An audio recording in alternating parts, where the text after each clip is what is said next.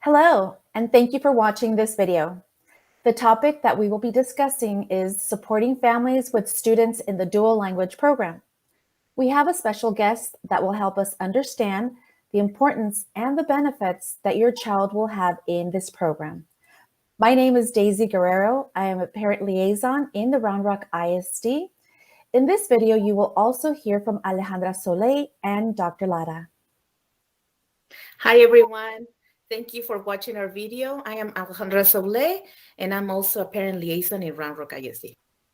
And welcome and thank you for taking the time to watch this video about the dual language program. I am Dr. Lara. Our goal for this session is to understand the importance and the benefits of the dual language program and to let you know that there is a process in your students' education so that they can speak, read, and write, and have knowledge in both cultures. Dr. Lara will explain the role of the program and will go over questions we commonly hear from our families. Thank you, Alejandra. Now I would like to introduce you to Dr. Lara. She will be providing you with rich information on the functions of the dual language program. She has 18 years of experience in education. And she is also a former bilingual teacher in Round Rock ISD. She was one of the first teachers to implement the dual language program in our district. Welcome, Dr. Lara. Thank you, Daisy, and thank you, Alejandra, for that introduction. So now we will talk about the Round Rock ISD bilingual dual language program. Well, here in Round Rock, we offer the dual language program only at the elementary level. And this is beginning in pre-K to 5th grade. And in the dual language program, students learn the content and the language in both English and Spanish. And the purpose of being in the dual language program is for students to become bilingual, biliterate, and bicultural. So in other words, your children will be able to read, write, and speak in 2 languages, and also appreciate both cultures, of course. Yes, thank you. So Dr. Lara, what are the benefits in the dual language program in Round Rock ISD? Well, Daisy, there are several benefits of being bilingual. Here you can see the 3 main benefits of being in a dual language program. The first benefit would be that the student will be able to speak, read, and write fluently in both English and Spanish. And in addition, by being in a dual language program, the student's social and emotional well-being in and out of the classroom will increase. And the third point is that if we are considering, the future of the child, in the long run, your child will have a greater opportunity in the job market in the future because of being bilingual and biliterate. So, Dr. Lara, what would you say to families that wonder how much English and Spanish is being taught in the classroom? Yes, Daisy. So in Round Rock ISD, we use a 90-10 model. And this program is a model that has been created for bilingual students who are Spanish speakers using academic research studies and to help them maintain their native language.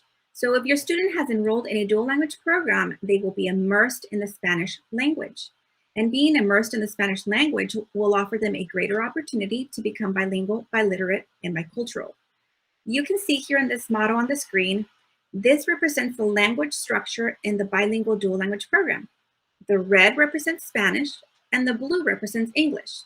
The percentage in blue, which is English, that you see is the academic learning structure for reading. When students enter 3rd, 4th, and 5th grade, they are reading, writing, and learning academic content in both languages, which would be 50-50. Now let's take a look at the different stages of second language acquisition a bilingual student will go through to acquire the second language. Here, as you can see, this visual, there are 5 to 6 stages for acquiring a second language. We begin with the pre-production stage, and then we move to the final stage, which is the advanced fluency stage. Let's take a look at these individual stages 1 through 6 and learn how a second language is developed. So here, when we look at the pre-production stage, we are talking about a child who only speaks their native language and has not yet been exposed to a second language. This stage is also known as a silent period. In this stage, the student cannot verbalize, which means talking, the second language, and has minimal comprehension in the second language. However, the child is observing, listening, and taking in the second language, kind of like a little sponge. The child may be able to speak words such as hello, yes, no, or even nod.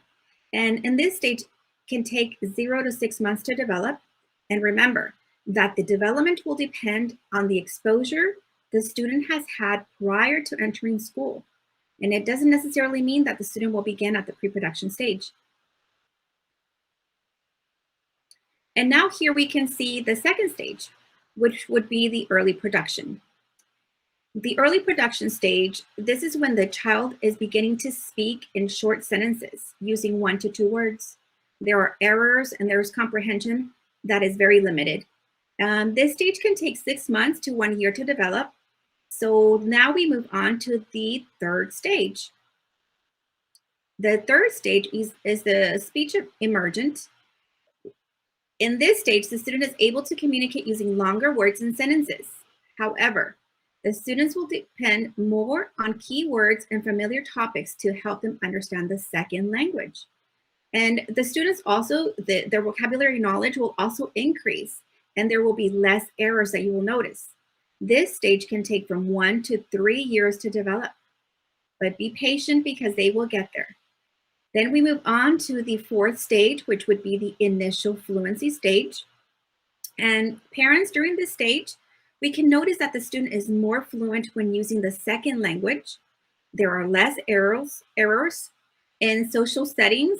And however, in academic settings, the student will have difficulty expressing themselves using academic vocabulary, correct grammar, or even the correct pronunciation of words. And this stage can take 1 to 3 years to develop. And now we move on to the fifth stage. We're almost there. We hit the intermediate fluency stage. You can see here that the student is more fluent in new situations and academic settings. There are less gaps in vocabulary knowledge, in grammar, and the pronunciation gets better. The student will also be able to offer their opinion, analyze, and clearly explain a problem as well. And this stage can take 3 to 5 years to develop. And then finally, we get to the advanced fluency stage. This stage would be stage 6. Now we can see that the student can communicate fluently using academic vocabulary, using complete sentences and phrases to express themselves. And the student is at a near native fluency level. This means that it would be as if this was their first language, even though it would be their second. And then this stage can take 5 to 7 years to develop. Now you might be wondering, what are teachers doing in the classroom to support my child to develop that second language? Well, here we have something that is called linguistic transfer. Linguistic transfer helps students transfer their understanding from their native language to a second language. For example, here we have several English and Spanish words that sound similar and have similar spelling. We can see and hear that the word planet sounds similar to the word planeta, and they also have similar spelling. Let's take a look at the next word. Hamburger, hamburguesa. Microscope, microscopio. Dentist, dentista. As you heard, the words sound very similar, and the spelling is very similar as well. So when we are learning a second language, the development of a child's native language plays a very important part, because it will help them make that linguistic transfer and vocabulary connection a bit easier. Now here on the screen, you will see that in Round Rock ISD bilingual dual language programs, the teacher uses a variety of strategies to support students to acquire that second language as well. In dual language classrooms, you see a lot of red and a lot of blue labeling. If you were to ever be in one of the dual language classrooms or have been prior, teachers use this red and blue to help students differentiate the language. The color coding and labeling also helps the students to help them learn to read, write, and differentiate the vocabulary in both languages, and which is very important also to make that language connection and the transfer. Yes, Dr. Lara. So this is actually a great opportunity for all of our families to have a conversation with their students. Families, you can ask your child, what are the colors red and blue mean in your classroom? Mhm. And your student will probably be surprised, especially if you've never been in their classroom before. So this is actually a great opportunity to also find out what other things they're learning in class. Correct. Thank you, Daisy. Yes, so now let's go ahead and take a look at another strategy that dual language teachers use to support students with vocabulary development and the language transfer. So here on the screen, you will see some chart papers, and this is something called the bridge. You can see that the teachers use red and blue marker to represent each language. Red means Spanish and blue means English. This learning strategy is used to support the students' academic vocabulary development and the language transfer in various content areas. That's a key word, content areas. Let's take a moment to read some of these words. You will see that the chart on the left is for the math content, and you can see that the word circle in blue means the same thing as círculo in red, the Spanish. You have the word triangle, triángulo. Now let's take a look at the chart on the right. That's for science content. You can see and read the word liquid or the word líquido in Spanish. Flexibility and flexibilidad. These learning strategies are just a few that are implemented in the classroom to support your child to acquire that second language. These are just a couple of supports, that the teachers use in the classroom to help the students in the program. So now let's go ahead and talk about what we just learned. So to recap, parents, as you can see, learning a second language can take from 5 to 7 years. And developing the student's first language will support their development and understanding of the second language. Remember to be patient. It takes time. Be patient with your child because acquiring a second language, again, it's a lot of effort. I can attest to that. English is my second language. And in the long run, your child will benefit in the job market from being in a dual language program. Yes, well said. So we have some questions for Dr. Lara that we frequently hear from our parents. First question says, if my child enters pre-K or kindergarten, will they be in stage 1? That's a great question. And so if we look at stage 1, the pre-production stage, your child may or may not start here. There are several factors that will depend the stage of the child in the second language acquisition stages. For example, if a child enters a dual language program and they have been exposed to that second language at home, at a daycare, or maybe they even have older siblings, or maybe they watch a lot of English TV, they may be at a higher stage. However, on the other hand, if the child has never been exposed to that second language, they may begin at stage 1, the pre-production stage. But the stage will be dependent on the exposure and the accessibility of that second language.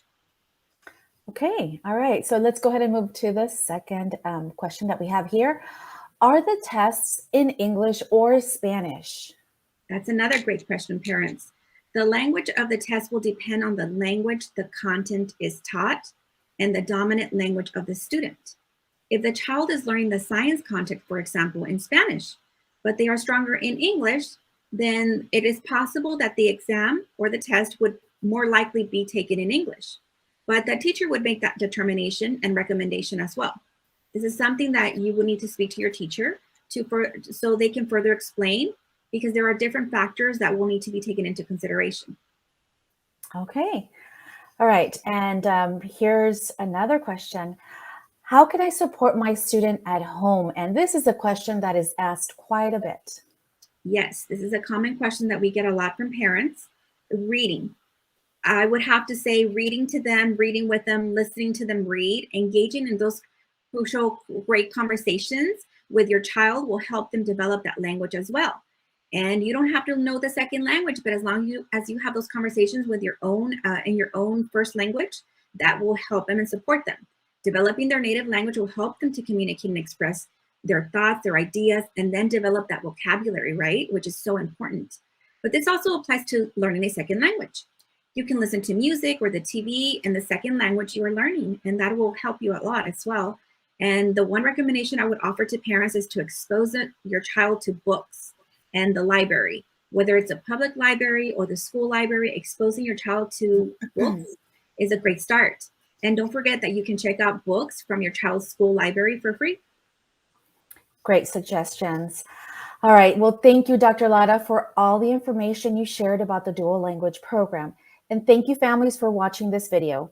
We hope it was helpful. We want your students to be successful in this program.